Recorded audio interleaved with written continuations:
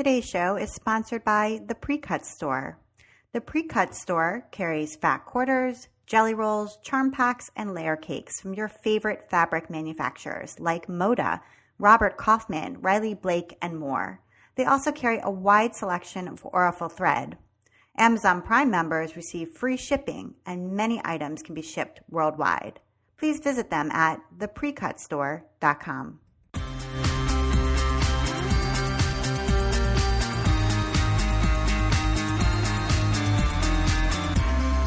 Welcome to episode 69 of the While She Naps podcast. I'm Abby Glassenberg. Today, we're talking about print magazines with my guest, Janine Vangool.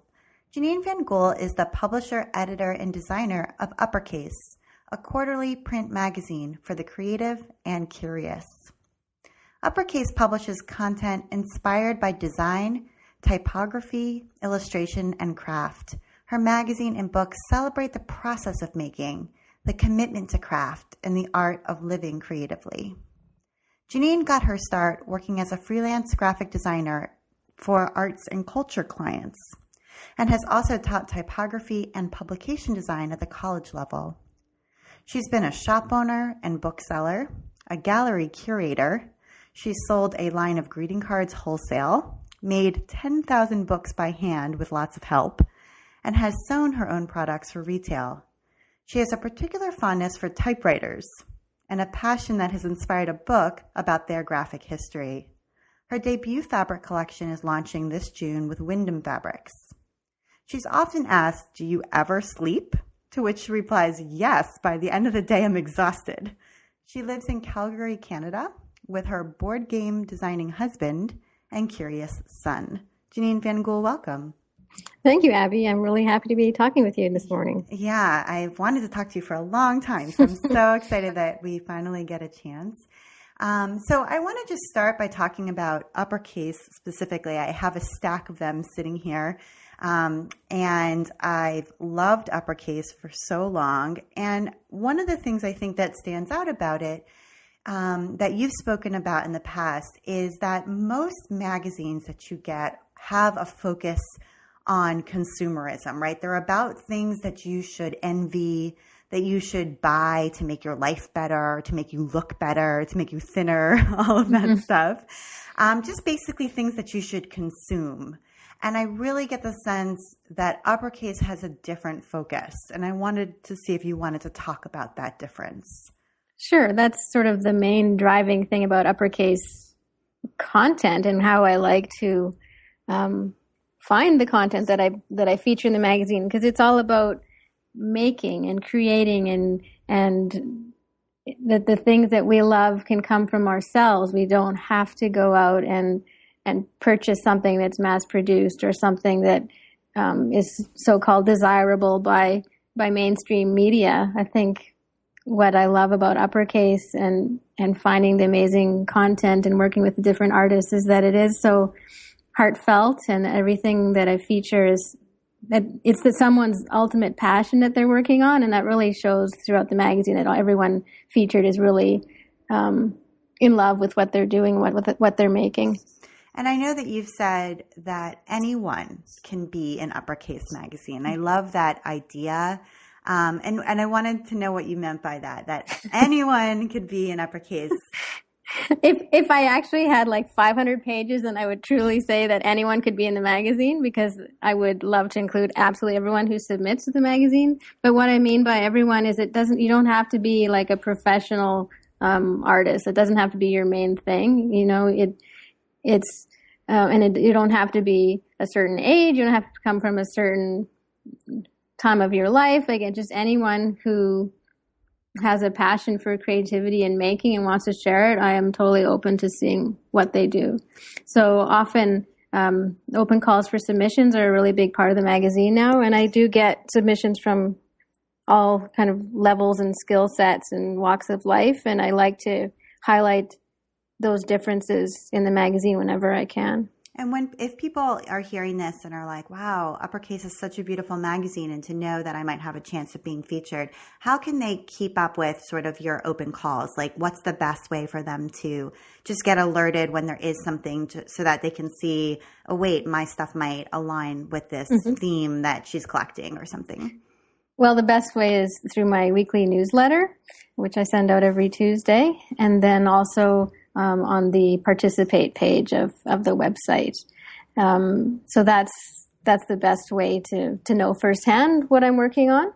Okay. And also through social media on Twitter. Right. Okay. That's just good for people to know. So let's go way back. Uppercase began in 2005 and had a very different incarnation at that time. Although I guess in some ways it was actually really similar. But at that time it was a gallery and a shop with your graphic design studio in the back. And what was your sort of concept for the gallery and shop? Like, what did you feature there? Well, it was an offshoot of things that I was looking at as a designer. So, like I said, I was in the back of the shop, and in the front was kind of a showcase. And I was in a building called Art Central, which was a 3-level building in downtown.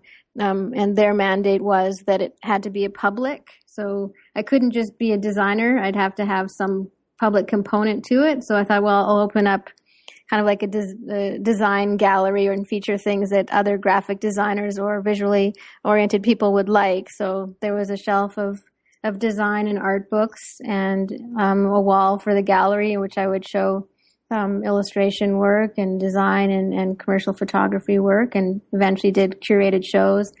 And then I also had products that were design related, and with my own shop I thought, oh well, I need to have my own products, so I started making things for my shop and doing greeting cards and making books and all sorts of things. So in a way you're right that it was like a giant physical magazine, the same thing where I'm like multitasking and doing all sorts of different topics in one spot. That's how Uppercase started. Yeah, and it was collaborative right from the beginning. It's kind of interesting that the space dictated that it be public, and therefore you had to sort of curate something and open it up for everybody to see. And so you did, and it became these collaborations with other artists whose work you would show or sell in the shop.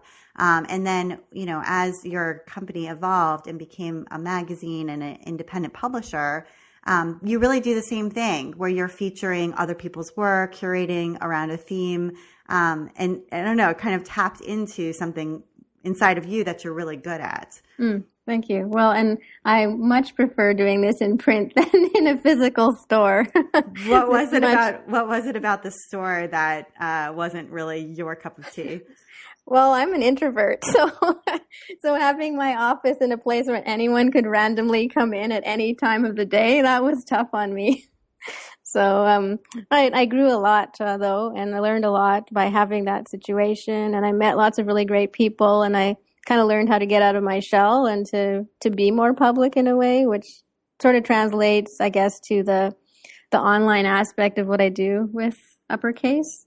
But certainly shopkeeping was kind of a detour in what I really like to do. So when I decided to close that part up, I wasn't too sad about it. Because prior to that, you had been working at home as a freelancer for many years. Yeah, probably about maybe 12 years or something, like just working off, the room off the kitchen and various apartments and such. And so I was actually designing a newsletter that featured this Art Central building concept in it. And that's how I heard out about it. And I went to the grand opening and thought, wow, this is really neat. Like if there's actually this community in my city for creative people, I'd like to be in the middle of it. So within like the month, I had rented a space and just decided I would like to see what life was like outside of my home. And have you ever gone back, or was that a good idea? I mean, was that a good move? It was an excellent move because it really, once I was in there, I realized how much I love being a creative entrepreneur, and the shop, even though it didn't really suit my personality at the beginning, I really liked having the challenge of, well, what can I have in the shop that people are going to like? How can I design a show that people are going to want to see? How can I curate the products that people are going to want to come in and purchase? And then once I could see the potential in there, it was becoming far more interesting for me to think about that than to think about client work, for example. So that's really how I made the transition from working for other people to working for myself. Yeah. And again, right, that space was really important here. I feel like discovering that space and then going for it, paying the rent, which you don't pay when you're working from home and you're working in the room off the kitchen. But it was it pushed you to really change and to do new and bigger things. Yes. That's really good for people to hear, I think. Sometimes we feel like, oh, we should just save money and stay home. But sometimes it's better to push yourself to move. So one of the shows that you curated way back when was called Old School. And Lisa Congdon made a piece for that show, which I have hanging here in my studio. Oh, really? Yes. You purchased it? We did a swap. Oh, you did? Yes. And I love it. It's been hanging in my house probably since right after that show came down. Yeah. So, I made her a bird. So anyway, I just was thinking about that last night when I was reading up on you. I was like, oh, yeah, that's where this came from. So, so that was Uppercase way back when. So then you transitioned into creating this wonderful magazine in 2009. And do you want to just talk a little bit about that transition, what that looked like? Sure. Well, going back to the Old School, that was an exhibition. I can't remember the year. Maybe it was 2006 or 7 or something. But it was a group show with maybe 60 or so artists. And I had mailed out like vintage school supplies and papers and stuff to all these different artists. And then they were just supposed to use that as a jumping off point for creating work. And then they mailed it in to me. And then I did the show, which I changed the gallery up so it was like a kind of a vintage classroom. And then companion to the show was a book called Old School. So at that time, I just loved the idea of publishing my own things. And so through the gallery, that's sort of where I stepped my toe into that part of business. And then once I had done a few books that way, I just I want to do this more often. And I had been designing a magazine for a client and finally they folded that magazine. So I thought, well, now my magazine brain is open and I seem to love putting books together. Why don't I just make a magazine and I'll do that 4 times a year and that'll be what my main business is. So that's pretty much the extent of my business plan too, was I think I'd like to do it. I think I'll like to do it and it'll be hard work, but I can do it. So that's sort of how it started. And why did you decide on that quarterly system? Was that just what felt manageable? Yes. Yeah. There's no way an independent person could do a monthly magazine of the scope that I had in mind anyway. And I wanted to have a magazine that would be physically substantive, that would have like a nice spine. So it had to have at least 80 pages in the opening launch issue. And I wanted to have time to work on the content and not be always rushed to release it. Although now I know like a quarterly magazine, that's still a lot of content and it always feels rushed and there's never enough time. But I thought quarterly would be something that I could manage and also sustain from a financial standpoint if I had enough subscribers. And that first print run was 1,000 copies, right? That's right. And what are you at now? Can I ask? 13,000. That's amazing. Congratulations. So that's from Thanks. 2009 to now. So that's like 6.5 years, something 7 like that. years. 7 Yeah. years. Yeah. 13,000. I think that's a really respectable base. Which doesn't mean that when an issue is printed, those don't all go out at once. But I have about 5,000 subscribers, which is amazing. And then another 1,000 or so go to stores. And then another 1,000 goes to a distributor in the UK. And maybe about 1,700 go to Australia for a distributor there. And then the rest, I put in my fulfillment warehouses and they get sent out when people become new subscribers or when people like back issues. I see. So having like a really big print run like that is an investment in future sales because my content isn't time sensitive. So any back issue is still relevant. Right. And, that kind of brings me just on a personal note, these magazines are collector issues. They're not something that, you get the magazine, like you get People magazine, you read it and then you toss it when you're done. Or even I subscribe to Fast Company magazine, which is a business related magazine, which I really enjoy. But I will tell you that on the last page, I read it all the way through. And then on the last page, when I finish the last word, I throw it away because what am I going to do with, I don't need Fast Company, but I have issues of uppercase. I'm just looking at my shelf. I think I have issue 2. Yeah. I have issues 2 through 8 just sitting here, and they've been on my shelf from whenever that was, back in 2009. So, and I have no plans to get rid of them. Part of it is because the spines are beautiful. Do you want to just talk a little bit about the spines and did the spines in some way lead to the fabric design with Wyndham? I don't know if there's a connection there. Definitely. So the spines, like I said, when I first started out, I wanted to have the magazine to have some substance physically to it. And so I wanted it to be perfect bound with the spine, so that the spine would become part of the identity of the magazine. Because, if you have it on your shelf, I like people to be able to glance at their shelf and know, that's my uppercase collection right there. So that was sort of a concept I had right from the beginning, because that's one of the features that I admire in other magazines that I've seen over the years.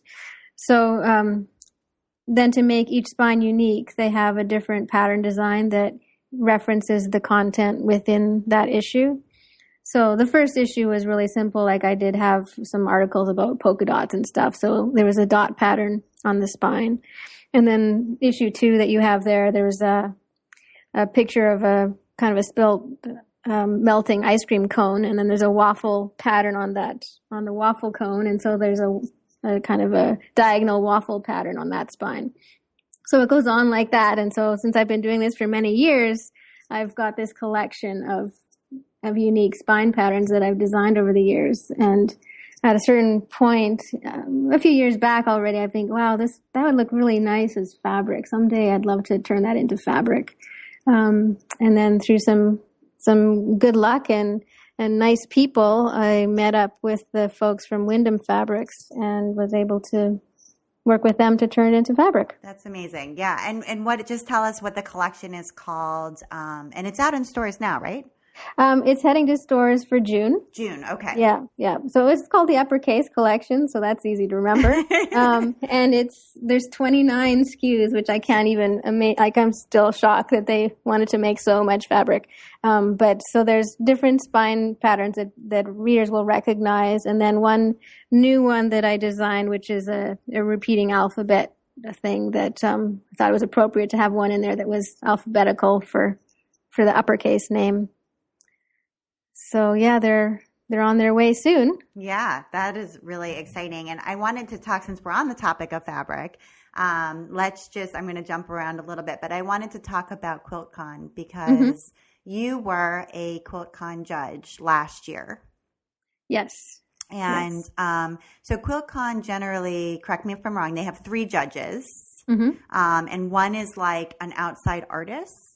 And then one is a quilter, right? And then then there's a third one. I don't remember what that one's role is. The third one is like an officially designated quilt judge. Like they have like credentialed judging. Got it. Okay, so for a real judge. Okay, and so which were you, like the outside artist? Yes. Okay. Yes. So wow. So that must have been, first of all, pretty exciting phone call to get when it came in, and just tell us what it was like. I mean, what did the days look like, and how did you feel going out there to judge quilts?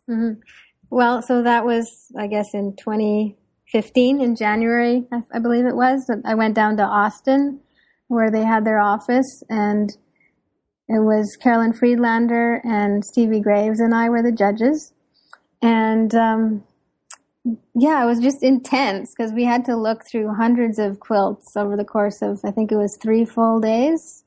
I didn't really know exactly what to expect because I wasn't part of that modern quilt world yet, and I had never been to QuiltCon and such, but I was excited about the quality of what I was going to see and the inspiration of seeing this design close up and to admire the handwork. For example, I was really excited to see the handwork category. But it was a really great experience.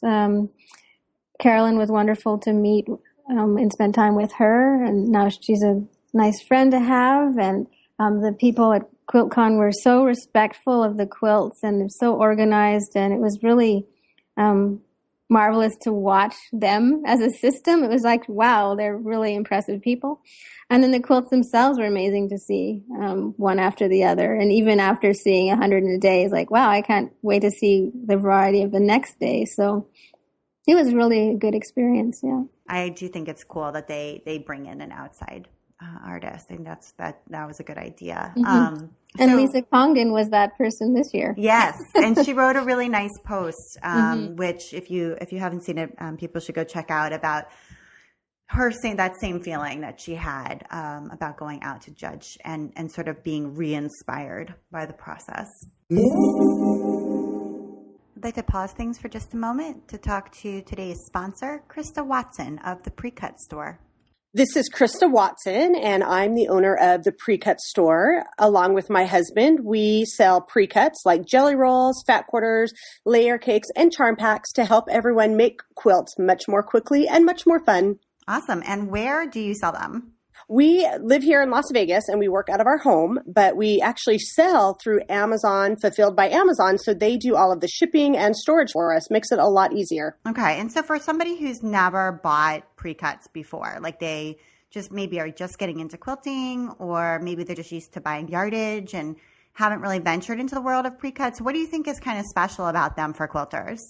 Well, I think there's two things. First of all, a lot of the labor is already done for you because you don't have to spend so much time cutting them up into individual pieces because a lot of the pre-cutting is done. And also, I've realized that I really like to make scrappy quilts. And for people that want to have a variety of fabrics in their quilt, but they don't want to have to go and buy 30 or 40 different fabrics, they get a wide variety in one little bundle. So I think that's so much fun. Yeah, and they all match, which is that's so convenient. I just recently made an elephant out of a pre-cut jelly roll. And it was so great because you're getting all this variety in this patchwork, but it's all going to go together. Exactly. It's going to look great no matter what you do. Right. And I love that. And I also hate cutting things in a straight line. So it's all cut for me.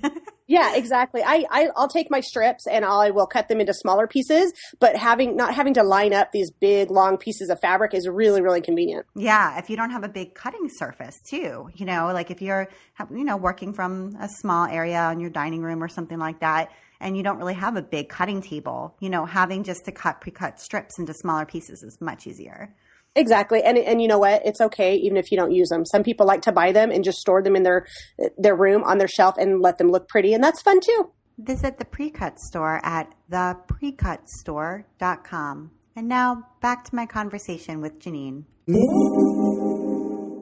Well, and it was great to see all of these quilts and then to have some time afterwards to process what I had seen. And I still had in the back of my mind that I'd like to have this fabric. And at the time, I didn't have those connections. I hadn't pursued it yet, but I could see that with my spine pattern designs that there really was a place for it within the industry.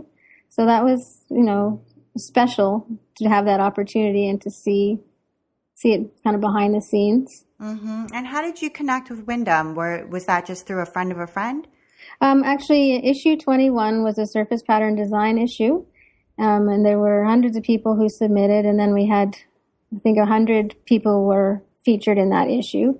And the interior cover artist that I selected was Jan Avellana, and the people at Wyndham Fabrics saw that issue and really liked Jan's work and commissioned her to do an entire collection, along with some other people who were in that issue. So that's sort of where the initial Uppercase and Wyndham connection came about. And then I followed up with Wyndham. We did a little interview about Jan and how that happened. So kind of got to know the Wyndham people and they got to know me. And then at some point I was emailing about like a customer service related subscription thing and thanking them for renewing their subscription, and got to talk a bit with Mickey Kruger at Wyndham. And then at some point, he was at the QuiltCon, and he sent an email saying he really liked my judge's choice that I had selected, and it's like, oh, well, he's sitting there at QuiltCon and he has time to email me. Maybe I'll just send a quick little email back, and I attached a photograph of all the magazine spine patterns and said, I've always admired or thought that this would be nice fabric. What do you think?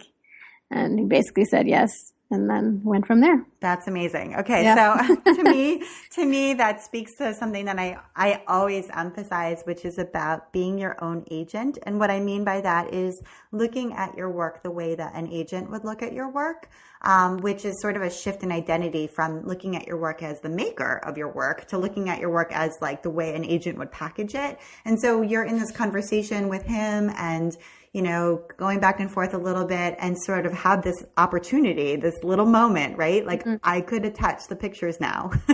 Yeah, because like obviously when I thought about it earlier, Sure. but I think that wasn't The right moment. because we were talking about other people and other things, and it just didn't seem like that was the right time. But after we had sent these emails a few times, like, well, he's sending me messages, so I'll just send this one back, and it just seemed like felt like the right time to do it. So. Right, exactly. So It's relationship building as well. And actually that brings me to another question that I admire about, something I admire about you, which is risk tolerance, right? So that is a risky move to say, like, I mean, you'd built up the back and forth and you did feel like it was the right time, but I think there is a segment of the population that would still say, like, I'm not going to send it because it's risky. If he wanted it, he would think of it and choose me. He would come to me, and that might have happened, but it might not have ever happened. And you wanted it to happen. And so you went out and sort of tried to make it happen and took a risk. All right. Cause he could have come back and been like, no, like, I don't know. That's not all what I want, or like, how dare you kind of thing. Well, right? So yeah, I don't see that as a risk though. I just see that as like, well, if it's rejected, then so be it. Then I can move on and try somewhere else. Like that's actually valuable information to have. So, I think it was more about just timing and the right people and the right fit. But I can appreciate that some people, get afraid of that possible rejection. Right. But you'll never know unless you try. So. And that really brings me to how you fund a lot of your projects, because so you have UPPERCASE, but you also have a lot of like what I would call projects you're passionate about that you pursue, and publishing projects like you wrote a book about typewriters, for example, because you collect typewriters and typewriter ephemera and love typewriters. And so you wrote this beautiful book and showed off all of that collection. And the way that it was funded and the way that you fund many of these projects is really through a system of pre-orders where you describe the project and tell people about it. And you've built a reputation, obviously, of creating beautiful media. And then you put it up for pre-order sometimes a year prior to when the actual publication will be in people's hands. And people buy it in advance before it's even been made. And, there is some risk there too. And so can you talk a little bit about sort of taking those risks and why that works for you? Sure. Well, in a way, when someone subscribes to a magazine, that's what they're doing, right? Is they're pledging their support for future issues that haven't been made yet. So I do something similar for my books. And now I've been doing this for quite a long time, and every project I've ever said I'm going to do, I've done, or they're happening now. So I have a good track record. I think people trust that they'll get what they pay for. And so the reason I like to do pre-orders is to, first of all, just practically speaking, to get some of the money to help pay for the physical production of a book, for example, because it's really expensive to print and ship out a book. So it's nice to know that there's people who want to support it in its early stages. And it also helps me gauge, like, how many should I print? What's the nature of the, like, what's the potential audience for the book? And there's a lot of reasons to let people know in advance what I'm working on. Mm-hmm. And it's so different from the way that traditional publishing works. I feel like in traditional publishing, I don't know, typically it seems like it's about like the big reveal. You know what I mean? Yeah. Well, and I probably also like keeping it secret just in case there's other, similar titles in competition. And some of that it is a little bit nerve-wracking for me. to think, I don't even know what's going to be coming out from all the big publishers, but I won't know. So I just forge ahead. And as long as I'm, inspired and thrilled to be working on the projects that I'm working on, and that there's people in my little niche world of people who like uppercase, then that's okay. That's good enough. Right. It's a risk worth taking. Mm-hmm. And another way that you fund some projects is by having sort of the artists that will be featured, pay a fee at the start to be able to be in the publication. Does that make sense? So I'm thinking like the compendium that just came out, which I love and have by my bedside table. And I think I have maybe 10 more of this. Is a book that you put together of artist stories, and there's a lot of artist stories in there. I don't know how many there are. I think I have 10 left that I haven't read yet, but I'd read too, and I love them. But the artists that submitted, the ones that were selected, did pay a small submission fee, and then that helped fund the book. Yeah. So a few years ago, many years ago, before I even started the magazine, I did a book called Work Life, which is a directory of illustration. And that one was meant to be promotion for all these illustrators who were featured. So they paid a fee to be in the book, after I selected people whose portfolios were very good. And so they paid a fee. And for that fee, I wrote an article about them and produced the book. It was all pooled together to pay for the printing and distribution. And then each person submitted their top 10 dream list of who they'd like to work for. And then I did the research of hey, how do I contact these people? What's their mailing address? And then when the book came out, I sent the book to all those people's, wish lists, as well as other folks in the industry who might purchase and support illustration. And then the leftover books I sell in my shop. So that was the early model, and that worked really well. I did 3 editions of Work Life. And then for the compendium, the fee was significantly less, and that was more just to cover the cost of the administration of going through hundreds of submissions, and then also towards going to the initial print publication costs and editorial costs. So it was $65 or $75 to submit. And it was a really extensive questionnaire that people had to go through and upload their photos. And everyone who submitted did get a book in return. So they were getting something regardless of whether they actually ended up in the book or not. And I was able to select 66 artists for that book. Right. Okay. So that's a really interesting model. And I just think it's good for people to hear different funding models and creative funding models for ways to make something work when you don't have a ton of capital to throw at something right from day one. So thank you for sort of sharing the backstory behind the finances. Yeah. And unlike Kickstarter, when I start one of these projects, I'm already committed to making it happen. So whether I reach if I don't recoup the entire print run off the bat, that's okay. I know I'll sell it eventually. That's the risk that I take on. But if I'm going to invest the time in pre-launching and pre-ordering the book, then I'm going to make that thing happen. Yeah, exactly. And that comes down to your track record, which is impeccable. So, and that's important. All right. So I want to jump back to high school. You were the editor of the high school yearbook.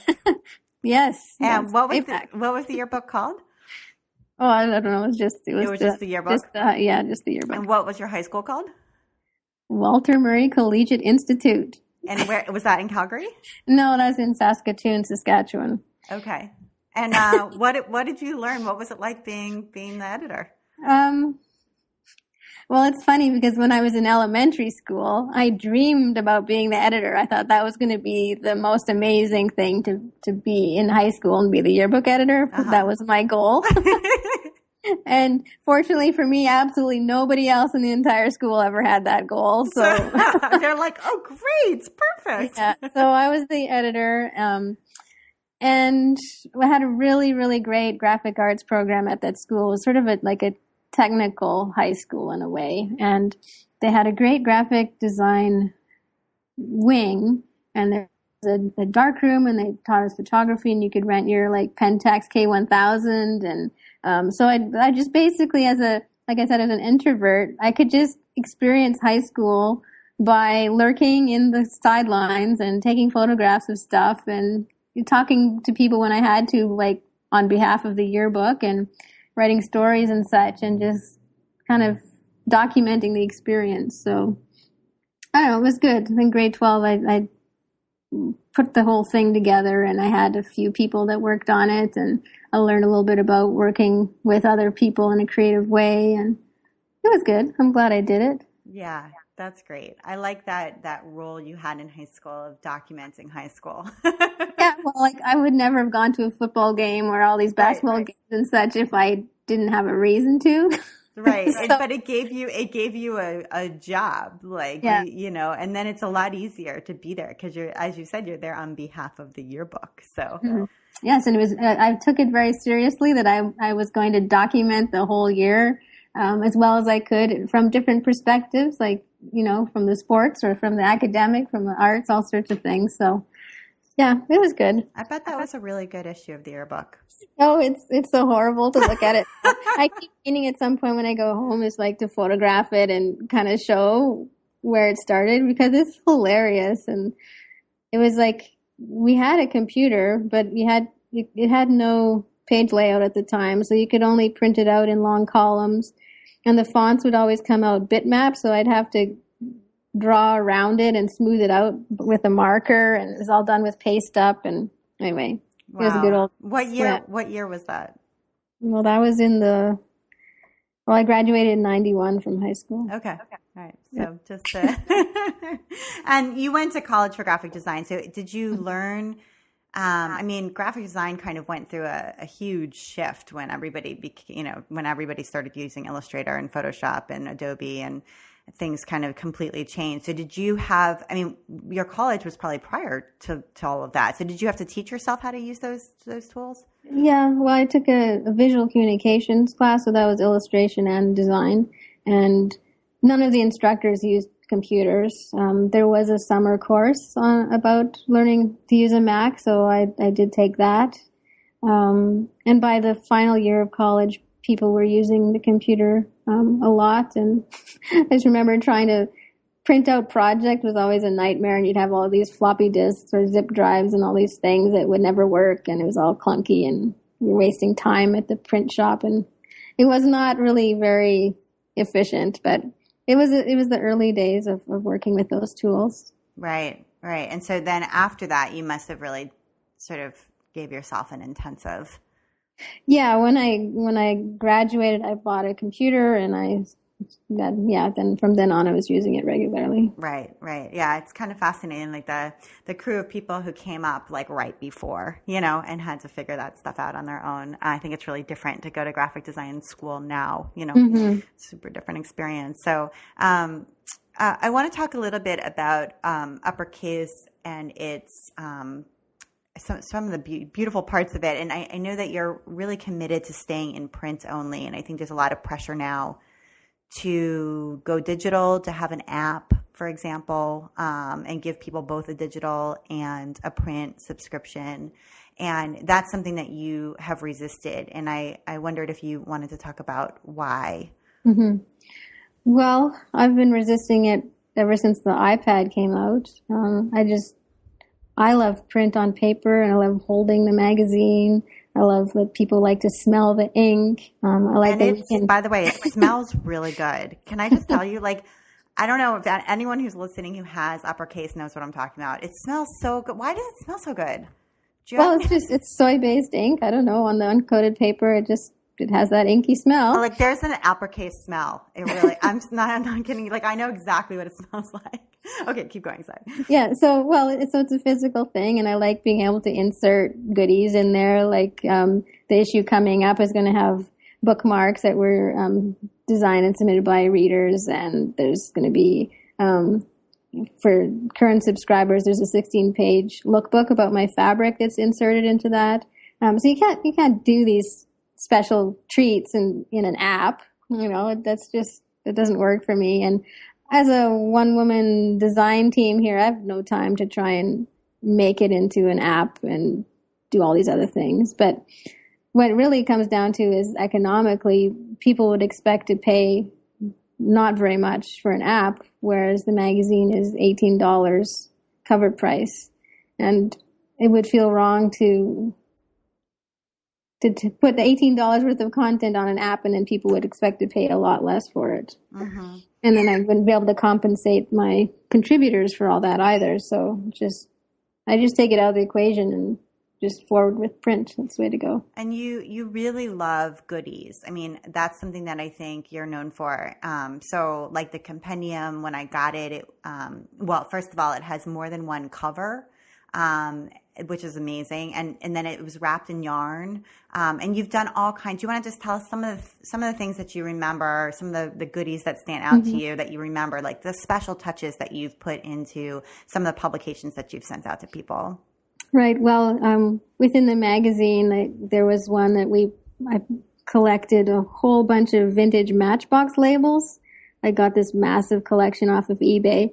And then my printer, they have a workforce that comes in for these like manual, hand-intensive projects. And they just stuck in one of these Matchbox labels inside each of the subscriber copies. And we've had glassine envelopes of vintage stamps, and that I had amazing volunteers come here to my studio, and we spent days and days stuffing stamps into these envelopes, and then the people at the printer inserted those into subscriber copies. And issue 24 had a swatch of authentic feed sack fabric glued on the cover. So that's you can't do that in an app. That's all about handmade and print and tactile. So yeah, and I love it. It's so special. I love it too, and I love that you're committed to it, and I love that that's what subscribers get. In other words, because they've, as you said, they've sort of taken a bet on you that they're paying for something that hasn't been made yet. But when it comes through that bet they've taken, they're going to get this really special experience.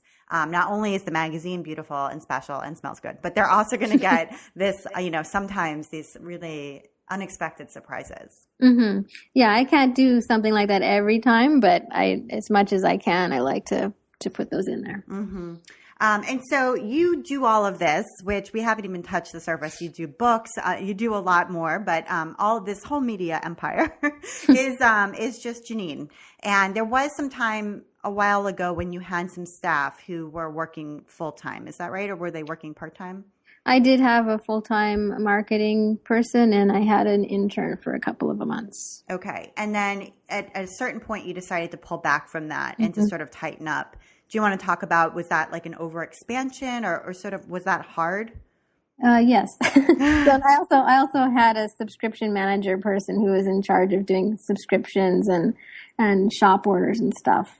So yeah, well, it's a lot of work for one person. And I thought, well, this is not sustainable for me to do it all myself. And so the logical thing was to hire other people. And so particularly when there was a few years when I still had my space in Art Central. So I still had to maintain the public aspect and do my magazine.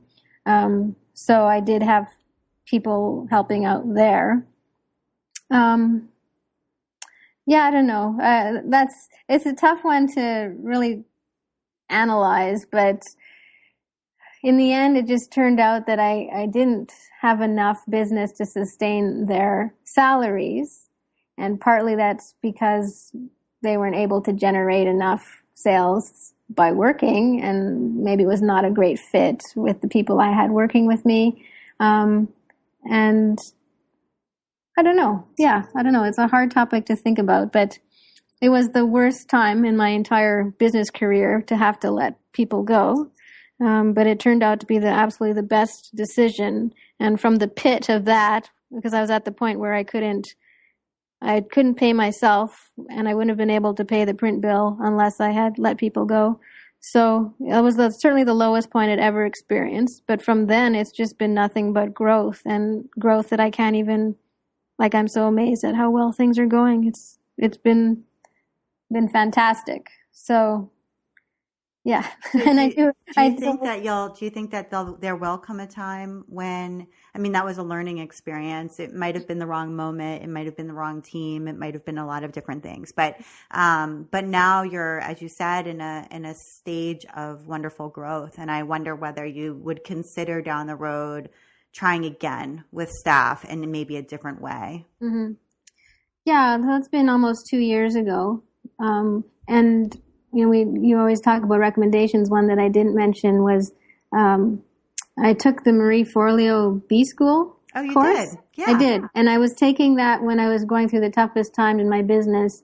And I had these suspicions lurking in my intuition, and just practically speaking that the way the business was going and the people I had working for me as far as our outward facing persona, like how we were communicating about Uppercase wasn't quite right, because it was going farther away from my voice and my perspective, which was how it began. And so taking B School course, which was like a 5-week online course, it really helped to validate some of the things that I thought I needed to do and to make those tough decisions. And I was really lacking for having a business mentor, so this became kind of a virtual mentorship that I experienced. So I have to credit taking that course was really, really valuable to me. Mm-hmm. So yeah, and out of it, I just like, hey, well, I have to do these tough decisions, and it's like pulling off the Band-Aid and rebooting the whole thing. Mm-hmm. But yeah, but since then it has been nothing but growth and positive experience. And my level of stress, which was really the biggest problem I was having, other than finances, was really lifted. Like not having that responsibility of making sure other people were doing their jobs and making sure that I could pay for their salaries. Once that was gone, I could really start having more fun and joy with my company and with what I do. Mm-hmm. So yeah, it was like a good turning point. Yeah. And I think that's really important for people to hear, that there can be decisions that don't go so well, and times when, as you said, you're kind of in the pit, like it's really mm-hmm. hard, and you're not really sure where to go, and you can survive, and you can make a change, even if it's a really hard one, and you can keep going, and then mm-hmm. you can experience success afterward. Yes. So hang in there. For sure. And I learned a lot about having other people working with me and for me and such, and my failings as a boss, and where my hiring decisions and working decisions, and how I could change that for the future if I did decide to hire more people. Mm-hmm. But recently, like it's too much for me to do everything. So my husband, Glenn, is taking over the customer service emails and filling the shop orders and stuff. So that's been good. Now that our son is in kindergarten, he has more time to help out with that. So that's a relief for me. Right. Okay. So, you could still get more help down the road. But for now, you do handle almost everything yourself. And I wanted to talk about what sounds like your favorite tool for doing that, which is Evernote. And mm-hmm. I don't use Evernote. I did download Evernote at one point and try, and became confused, and then sort of gave up, probably way too soon. And I know people who absolutely love Evernote, and I wondered if you could explain just first briefly what it is, and then more extensively, like exactly how you use it to keep Uppercase going. Okay. Well, I was an early adopter, and I've been using it since issue 2 of the magazine, so that goes pretty far back.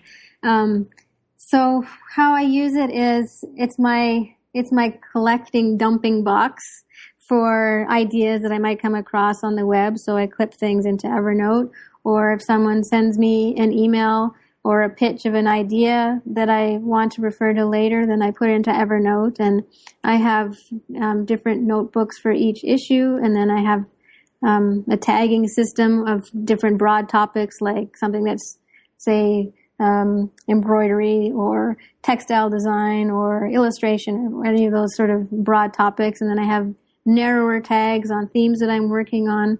So everything that goes into Evernote, I like pre-sort it by having it all the tags. And then I also keep my content list of ideas in each notebook for each issue, so I can start slotting things in and planning and such. So as far as the magazine production, it's a vital tool that I use for organizing the content. And I also use it for saving things like print quotes and such, because everything is really searchable. So it's good to have it all there. So like it's an external brain dump, really. And having been using it since 2009 or so, it's really got everything in there. It's like getting a little bit big, but it's kind of like my own personal Google in there. Right. And so just to be clear, this is it's an application, a web application, and you can get like a browser extension and then an app on the phone as well. And so it's available on the cloud. So wherever you are, from whatever computer, it's there. And do you use a free version?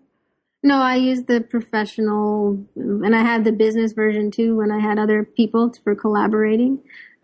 So yeah, I do the paid version. Okay. And you find that to be worth it? Yeah, it's not very much. It's like very, very inexpensive for what's in there. Uh-huh. Okay, cool. And speaking of software, let's also, software, like speaking of apps, I guess, let's talk a little bit about social media.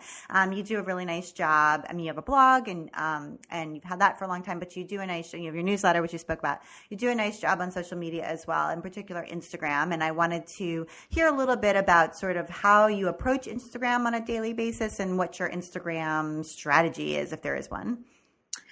My Instagram strategy is no strategy. I have a strategy for Twitter, and certainly having a weekly newsletter is a strategy. And when I post on my blog, I'm doing it for a particular reason. But Instagram, I keep for myself to have fun. So I obviously like posting stuff about uppercase things, and I'll show off the new cover and behind the scenes when I'm proofing, and my office and books and all of that goes on Instagram. But I don't like force myself to do it, and I don't plan or schedule my Instagram posts. And there's personal photos on there. So I keep Instagram fun because I enjoy it, and I don't want to make it become cumbersome and work. And I don't worry about, the analytics of Instagram and how many followers and likes and stuff. I just do what I like to do. And do you think that despite the fact that you do what you like to do, like I just saw a picture of you and your son, and do you have a new home now?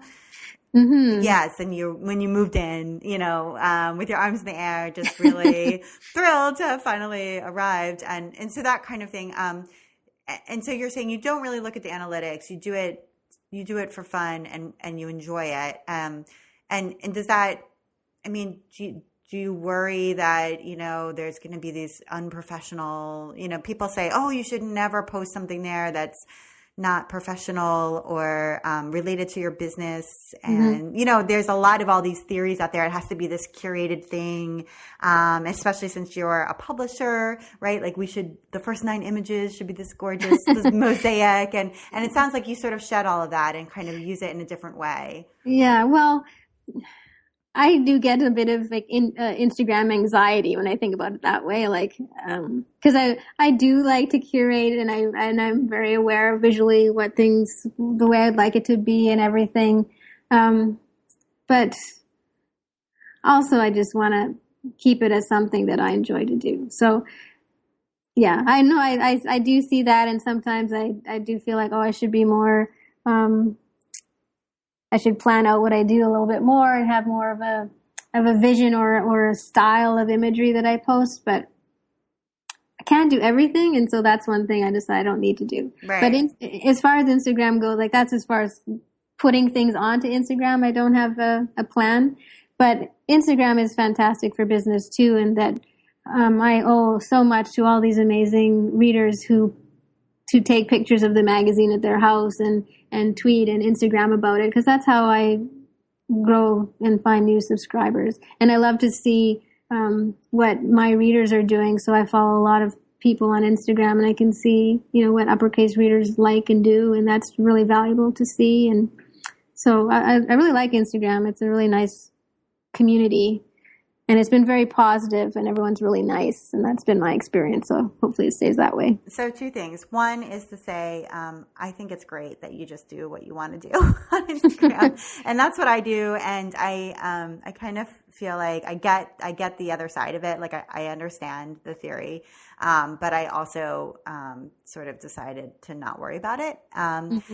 So there's that. And then, and by the way, so you can not worry about it and still be successful on Instagram. So you have 25,000 plus followers, you're doing great, and you don't abide by these rules, and you're good. Yeah. So I just wanted to. That's slow growth. That's been a long time that I've been on there, and the followers on Twitter too. Like I started on Twitter with issue 1 in 2009. So 25,000 followers in 7 years is not really that. It's like, I don't know. It's just what it is. I don't worry about that too much. Right. Okay. That's one thing. And then the other thing I wanted to just mention is there a hashtag people can use on either Instagram or Twitter when they do have an image of them, with their morning coffee reading uppercase? Mm-hmm. There's 2 that I like to use. One is hashtag uppercase love. And that's for pictures of the magazine and people sharing that part of it. And then the other one I like is uppercase reader. And that's for showing off your work or something you want me to see or help promote. So let's say you've just created something, you're really proud of it, or someone's knitting something and they're proud of it, and they can just post it on Instagram and do hashtag uppercase reader, and then I'll find it eventually and I can see it and repost it onto Twitter, or just see what you're up to and maybe commission an article or something. You never know how it could happen. Okay, good. Well, I think that's great for people to hear. So that's one way for them to get found by you. And that's excellent. So use that hashtag uppercase reader if you are indeed an uppercase reader.